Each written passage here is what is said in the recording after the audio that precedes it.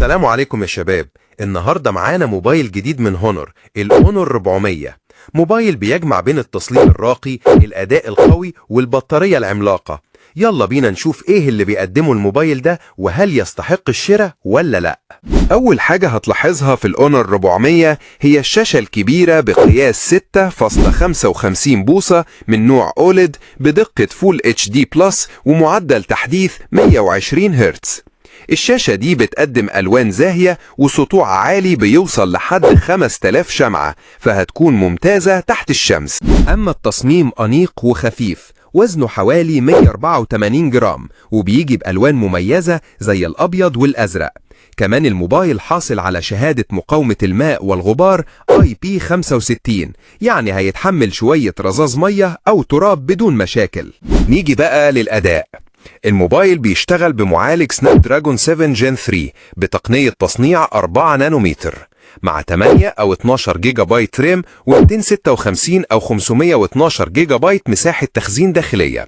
الأداء هنا ممتاز سواء في التصفح، التطبيقات اليومية أو حتى الألعاب التقيلة، وبيجي بنظام تشغيل أندرويد 15 مع واجهة ماجيك او اس 9.0 اللي بتقدم تجربة سلسة ومميزات ذكية زي الماجيك بورتال والماجيك كبسول.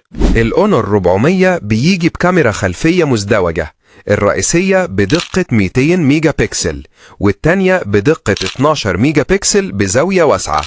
الكاميرات دي بتقدم صور حادة وتفاصيل ممتازة حتى في الإضاءة المنخفضة.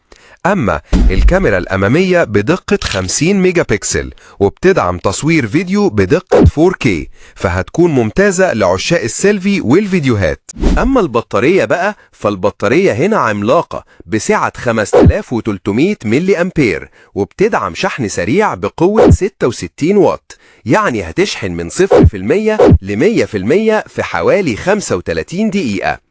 كمان الموبايل بيدعم الشحن اللاسلكي بقوة 50 واط والشحن العكسي بقوة 5 واط، فهتقدر تشحن سماعتك أو موبايل تاني بسهولة. الموبايل بيدعم شبكات الجيل الخامس 5G وبيجي بمستشعر بصمة مدمج تحت الشاشة، بالإضافة لمستشعرات تانية زي التسارع، الجيروسكوب والبوصلة.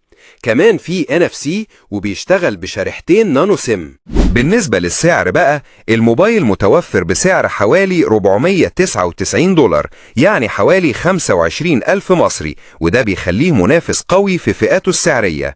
لو بتدور على موبايل بشاشة ممتازة وأداء قوي وكاميرات عالية الجودة وبطارية تدوم لفترة طويلة، فالهونور 400 هيكون اختيار ممتاز ليك. دي كانت كل حاجة عن الهونور 400. لو عجبك الفيديو ما تنساش تعمل لايك وسبسكرايب للقناة وفعل الجرس علشان توصلك كل المراجعات الجديدة.